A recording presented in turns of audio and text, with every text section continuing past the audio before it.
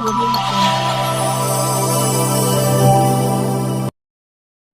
जगाने आया हूँ, अरे जागो जवानों जागो किसानों, तुमको जगाने आया हूँ।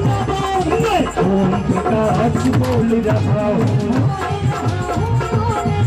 मैं आरती राजधानी बोल रहा हूँ, मैं ओम प्रकाश बोल रहा हूँ। अरे जागो जवानों जागो किसानों, जागो जवानों जागो किसानों, सबको जगाने आया हूँ। मैं अरविंद राजभर, मैं अरविंद राजभर बोल रहा हूँ, बोल रहा हूँ,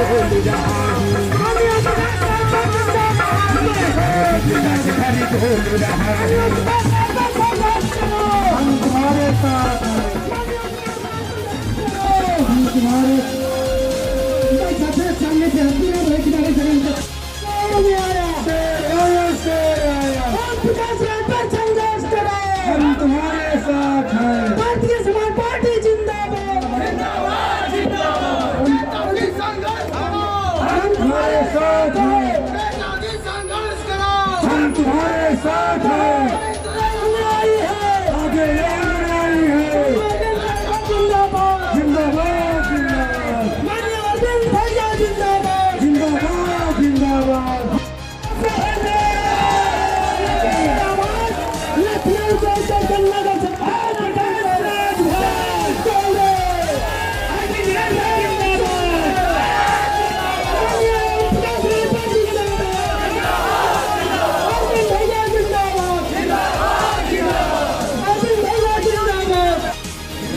हम आपसे पूछना चाहते हैं एक सवाल।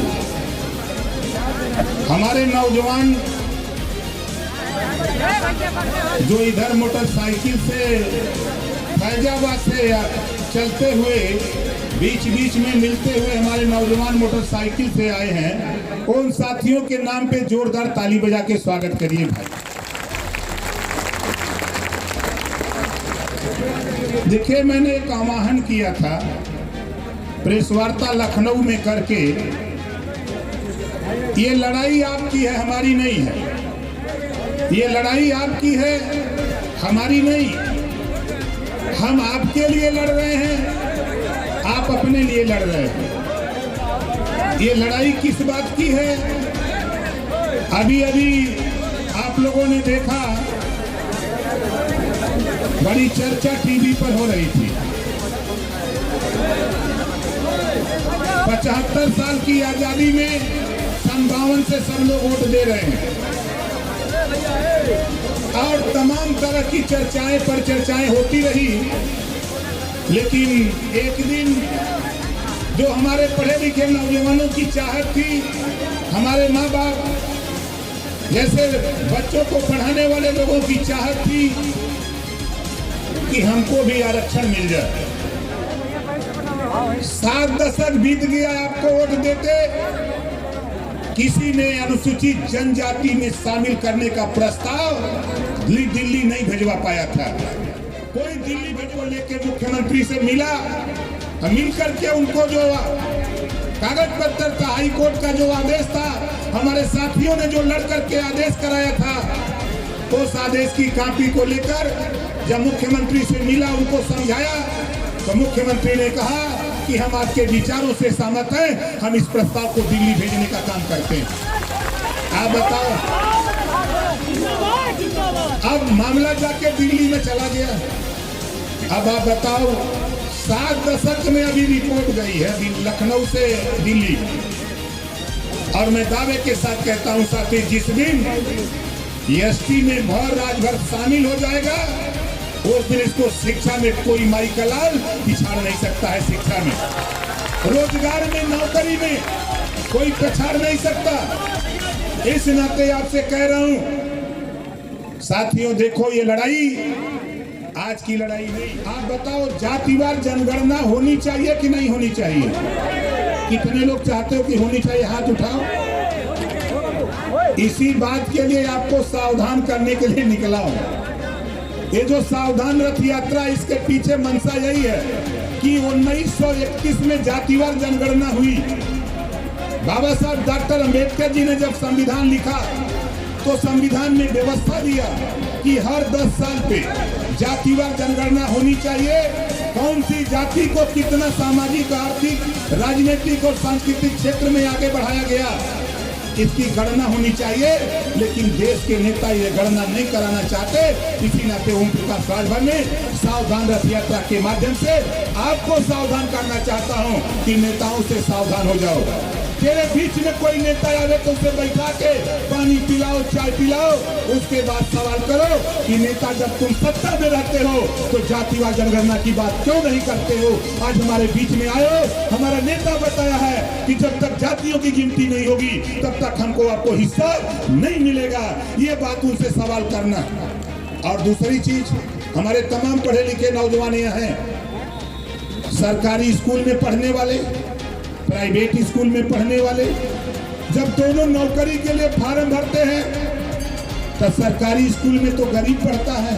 बोलो, सरकारी स्कूल में कौन पढ़ता है? किसको जानकारी, जरा हाथ उठाओ। कहीं टाटा बिरला डालमिया के वंशज तो नहीं ना आए हो?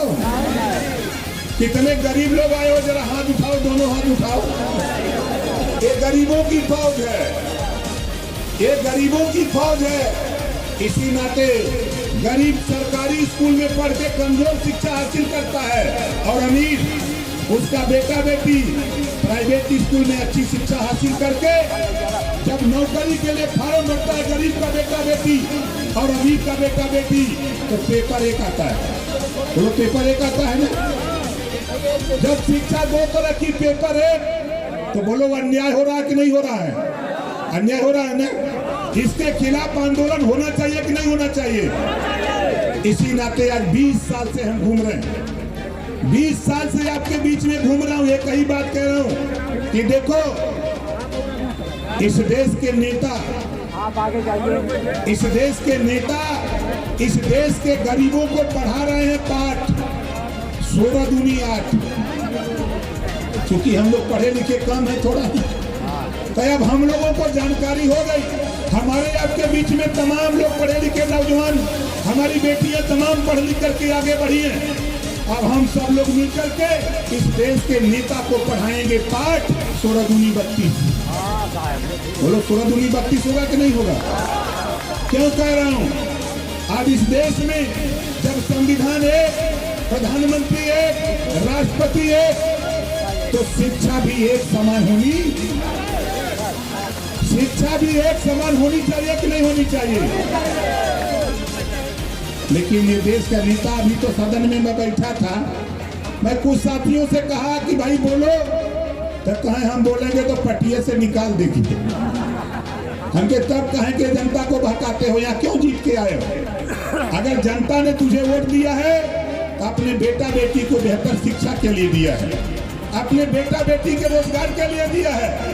मैं आपसे पूछना चाहता हूं साथी, आप बताओ, मैं कोशिश 20 साल से लगा हूं, रोजगार पर शिक्षा।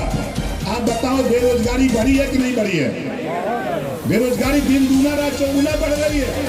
हमारी कोशिश हो रही है रोजगार पर शिक्षा, मोटरसाइकिल बनाना, पंखा बनाना, मोबाइल बनाना, लैपटॉप बनाना, गाड़ी बनाना, इस तरह के 100 विषय बना के बेटा बेटी को पढ़ना अनिवार्य कर दिया जाए। जिस बच्चे को 5 साल, 6 साल, 4 साल मोटरसाइकिल बनाने पढ़ाया जाए, सिखाया जाए, तो बताओ सीख लेगा कि नहीं सीख लेगा? जोर से बोलो, सीख लेगा। जिस बच्चे को मोबाइल बनाना सिखाया जाए तो बोलो सीख लेगा कि नहीं सीख लेगा? तो वो बेरोजगार रहेगा। कहीं मोटरसाइकिल 1000 का रिंच खरीदेगा, बोरा बिछा देगा चट्टी पर सिकंदर को, और बोरा बिछा करके नौजवान रिंच लेके अगर बैठ गया तो सिपाही जी का भी मोटरसाइकिल खराब होती है ना? बोलो, खराब होती है ना? जब कहीं गरीब कमजोर किसी थाने में जाता है दरखास्त लेके, तो फिर जब दरोगा जी सिपाही जी आते हैं गांव में तो क्या कहते हैं? लिया 2000। बोलो, कहते हैं नहीं कहते? 2000 मांगते हैं तो हम भी ट्रेनिंग में हैं। मोरा बिछा लो, रिंच रख लो, ट्रेनिंग की तैयारी करा लो, लड़ो नेताओं से रोजगार परक शिक्षा। और जब सिपाही जी का मोटरसाइकिल खराब हो गई, यहाँ कहाँ बना दो तो कहाँ खड़ा कर दो भैया, और उसके बाद कह दो 1 घंटा बाद आओ, और उसके बाद 5-6 के नट असली वाला खोल के निकाल दो, मिस वाला नट वही में लगा दो। जब जाते 1 घंटा बाद पूछते हैं कि क्यों जी बना, कह दे साहब कैसे बनाई, अब चल गई जब कसद बाई तो कुल नटवे मिस बा। कहें तब, कहें 2000 लगी। कितना लगी? तब सही हुई। जब हम आने जात हई तो 2000 में सही होत हई, तो उन्हों का गड़िया 2000 में सही होए के चाहिए ना। यही वजह ओम प्रकाश राजभर रोजगार परक शिक्षा, तकनीकी शिक्षा देश में लागू कराने के लिए हम लोग उत्तर प्रदेश के 75 जिले में सावधान यात्रा निकालते हुए 27 अक्टूबर को गांधी मैदान पटना में जाऊंगा और सावधान महारैली करूंगा। आपको जाने की जरूरत नहीं है, आपको जाने की जरूरत नहीं है। कल बनारस में रैली है, परसों आजमगढ़ रैली है, 29 तारीख को रैली बस्ती में है, 30 को संत कबीर नगर है। लगातार 26 तारीख तक, आज 26 है, 26 तारीख तक लगातार उत्तर प्रदेश में हम लोग घूमेंगे। हमारे कालूराम प्रजापति जी होंगे, कालूराम प्रजापति जी बुंदेलखंड को देख रहे हैं। हमारे रामपाल मांडी जी हैं, हमारे दयाराम भार्गव जी हैं, हमारे राजू पंडित जी हैं, हमारे साथी बल्ली चौधरी जी। ये लोग पश्चिमी उत्तर प्रदेश, हमारे प्रदेश अध्यक्ष प्रेमचंद प्रजापति, प्रेमचंद कश्यप, वो तैयारी में लगे हैं पश्चिमी तरफ। आप बताओ, रोजगार परक शिक्षा की लड़ाई हम लड़ रहे हैं, तो बताओ ये लड़ाई सही है कि गलत है? सही है ना? तो देखो, आप लोगों के बीच में जब हमारे नेता जाते हैं, हमारे नेता आसाराम राजभर जी सामने खड़े हैं, जोरदार ताली बजा के उनका स्वागत करो। लक्ष्मी राजभर जी जो राष्ट्रीय सचिव है महिला मंच की, रामचरण राजभर जी जो प्रदेश के उपाध्यक्ष है, रामचरण राजभर, जोरदार ताली बजाओ। में रुपया हम ना मांगे थे, नहीं रुपया चाहिए, हम बताइए रुपया कैसे मिलेगा। शुरू किया है जवान। हम सभी साथियों से कहूंगा, पार्टी जिंदाबाद, भारतीय समाज पार्टी जिंदाबाद, भारतीय समाज पार्टी जिंदाबाद। सभी साथियों से निवेदन